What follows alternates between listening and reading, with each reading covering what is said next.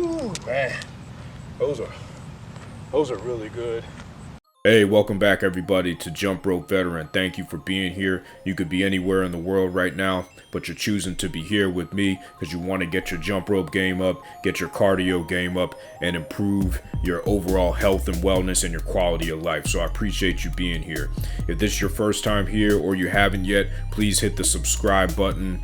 Share these videos with your friends and hit the notification bell so that you can be notified of whenever I drop new videos. In today's jump rope tutorial, we're going to be going over the squat jump. We're going to be looking at Mike Tyson as you see him in this video today. That's the move we're going to be looking at. And we're also going to be looking at Roberto Duran. So I got a few clips right here of what the squat jump looks like.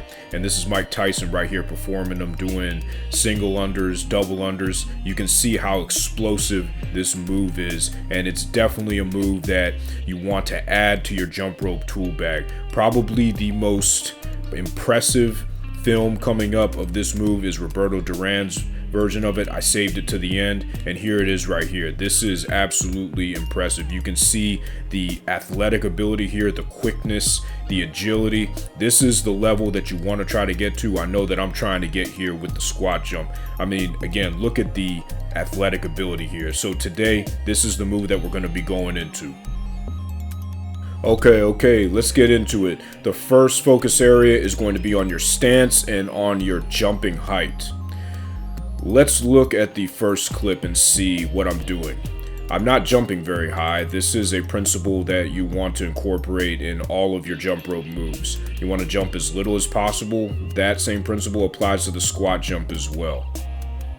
With your stance, as we move into the slow motion, you want to make sure that you're staying on the balls of your feet and that you're exaggerating this in a sense. So you want to lean forward on the balls of your feet so that you're basically on your tiptoes, on the ends of the balls of your feet. You're not going to be able to execute this move very well if you are using the whole ball of your foot. You want to be on the ends of the balls of your feet. And as we move over into the side view in a few seconds, you'll be able to get a greater appreciation for what this should look like. So let's go over to the side view. Okay, look at the side view here. Look, first you'll notice that I'm jumping up and back a little bit in kind of a diagonal motion, and that the weight of my body is on the ends of the balls of my feet. This is highly important, and it's critical that if you want to get this move that you focus on this area. The jump height is very low, as is with all other jump rope moves. The jump height is very low, and I'm focusing on ensuring that my body weight is distributed evenly on both feet and on the ends of the balls of my feet. Using the ends of the balls of your feet is going to ensure that you're able to do this move correctly, but it is also going to give you the best lower body workout possible. Squat jump is your arm placement, which is fairly important when you're learning how to do this move. But first, the way I want you to think about this move is all it is a side swing and jump with a squat jump inserted into it. That's all this is. If you think about it that way, it'll be much more simple and easy to manage rather than overthinking it, and which causes tripping up and messing up. So for the arm placement, what you might notice here is there's one small difference with the way I do this and the way I do the side swing and jump. And that is that I'm placing my right arm, which is my dominant arm in this situation, a little bit higher than I would with a side swing and jump or a traditional side swing and jump. The reason that I do this is because I don't want the rope to drag across the surface that much, because that's going to interrupt my rhythm. So since you're closer to the ground with a squat jump, obviously more of the rope is going to drag across the surface, which could slow you down and interrupt your rhythm. So what I like to do is elevate my right arm slightly higher, as you can see from the side profile here. Elevate my right arm slightly higher so that less of the rope is dragging across the surface. Now, if you notice the surface that I'm jumping on here, I'm jumping on an outdoor track, which is a little bit harder to jump on in the way of the rope dragging over the surface than a gym floor, a basketball gym floor. So this is more of a stylistic preference. But if you're having trouble with the rope dragging across the surface and it's interrupting your rhythm, consider elevating your dominant arm a little bit higher than you would on a traditional side swing and jump. All right, our next focus area will be on the lower body movement. This part of the move is very important. If you don't get this right, then what it'll do is it will not optimize your workout. You won't get as strong of a lower body workout as you would if you were able to do this correctly, and it could cause injury. So if you don't know how to do a squat yet, you want to make sure that you are able to do a squat without the jump rope. What you want to be doing here is you want to be mimicking a seated position. That should be the end of your squat, or you can go lower if you're flexible enough. What you don't want to do is not go down as much as possible or all the way to where you're in a seated position. All that's going to do is negate any kind of gains that you would have made if you actually performed a squat correctly.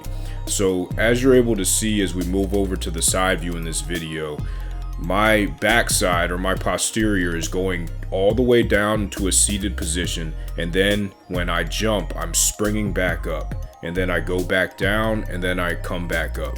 What I'm not doing here is cheating on the move and not going all the way down.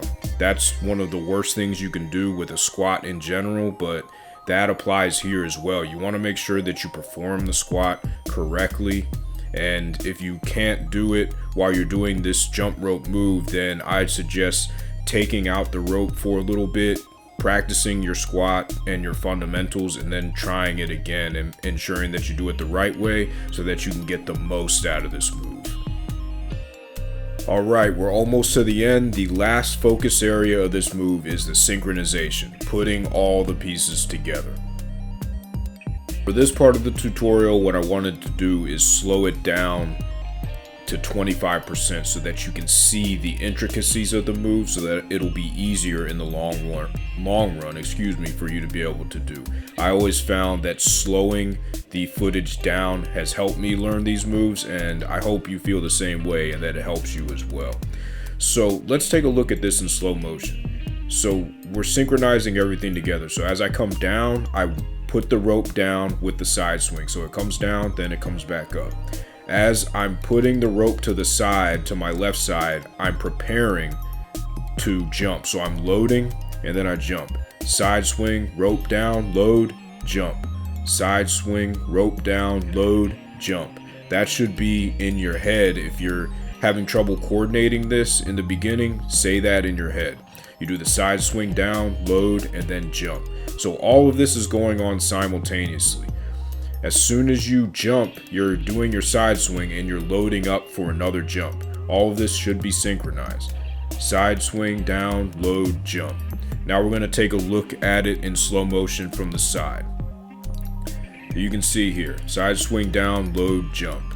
It gets to be pretty simple and easy once you're able to coordinate your efforts and get the side swing down and get the squat down.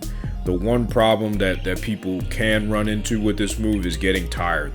Their lower body gets tired, and that is definitely understandable because this is a move that will burn out your lower body. But you want to try to get over that and synchronize everything, because once you can do that, you're going to have this move down pretty easily. So just remember, as soon as you do one jump, you automatically go into your side swing and you begin loading for another jump. So as you're side swinging to your non-dominant side, you should already be loading and preparing to jump over the rope again. And then you just repeat this process. The three parts of this move are the jump, the side swing down, the load, and then the jump again. If you can coordinate all those successfully, then you've got this move down pat. Hey, thanks a lot for tuning in today and continuing to coming back. If it was your first time, welcome to Jump Rope Veteran. If you wouldn't mind, make sure you hit that subscribe button, share the video with your friends, share it with anybody you think would find it valuable. Hit the notification bell to make sure that you get notifications every time I release a new video. Remember, keep getting after it, keep pursuing your goals, keep getting after your health and fitness. Nothing's more important. It'll help you live a better quality of life. With these jump rope skills, you always want to make sure that you're practicing and repeating it over and over and over again until you get it down. You can't learn a skill without repetition. Like I said in the last video, and this is a Tony Robbins quote, repetition is the mother of skill. So it's hard to acquire any skills if you don't get out there and practice and practice and practice over and over again until you got it down. So until next time, I'll see y'all later. Have a great rest of your day. Peace.